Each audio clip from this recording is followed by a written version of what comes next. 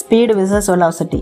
Speed அப்படின்னா நீங்கள் ஒரு பாயிண்ட்லேருந்து இன்னொரு பாயிண்ட்டுக்கு எவ்வளோ வேகமாக போகிறீங்க அப்படின்றத சொல்லும். வெலாசிட்டி அப்படின்றது நீங்கள் ஒரு டைரக்ஷனில் நீங்கள் எவ்வளோ ஸ்பீடாக போகிறீங்க அப்படின்றத சொல்லும். எக்ஸாம்பிளுக்கு நீங்கள் ஏன்ற பாயிண்டில் இருக்கதா கன்சிடர் பண்ணிக்கலாம், உங்கள் ஃப்ரெண்ட் பீன்ற பாயிண்டில் இருக்கதா கன்சிடர் பண்ணிக்கலாம்.